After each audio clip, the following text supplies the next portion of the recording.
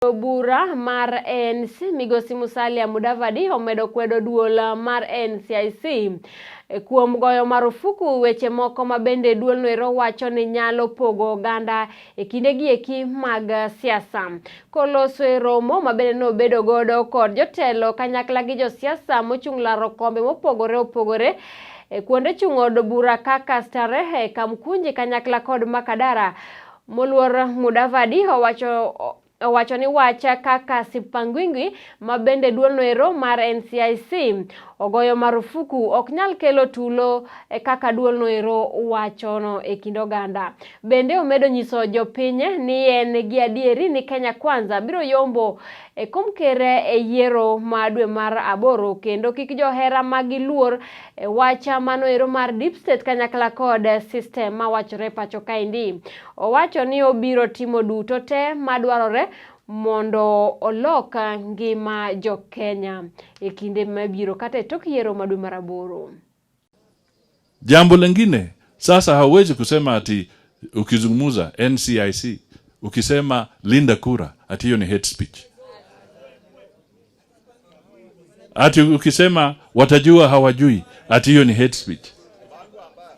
Ati ukisema hatupangwingwi wanasema hiyo ni hate speech. Kusema tu hatupangwi. Sasa huu ni mchezo ambao sisi tunasema hautokani. Na sisi tunaheshimu sana, hata mimi najua nani vizuri sana. Huyu Kobia. Kobia alikuwa mkuu wa NCCK.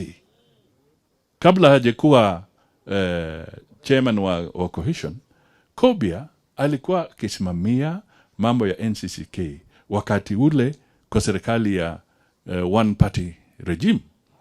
Na yeye akiwa kama Secretary General wa NCCK wakati huo, alikuwa very vocal to defend the rights and freedoms of Kenyan citizens, the right to free speech, the right to free choices na nini.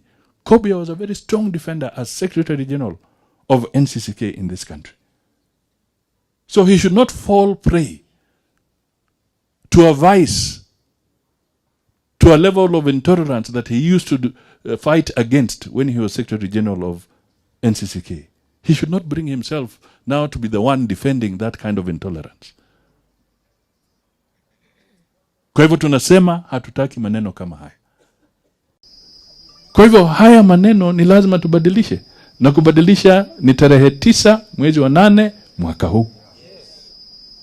Tuambie hawa watu tumechoka. Tuunde serikali vilivyo.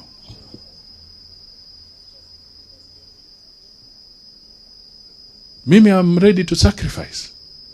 Lakini maisha ya Wakenya ibadilike for the better.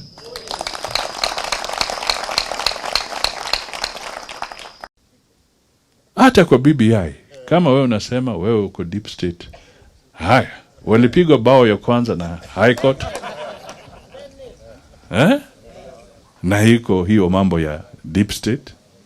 Haya, wakaenda kwa Court of Appeal.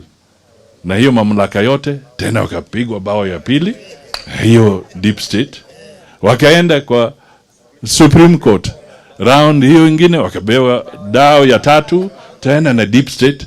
Sasa wewe mtu anakutisha nini ati deep state mamlaka ya serikali? Wewe wacha bwana. Nyinyi ndio deep state.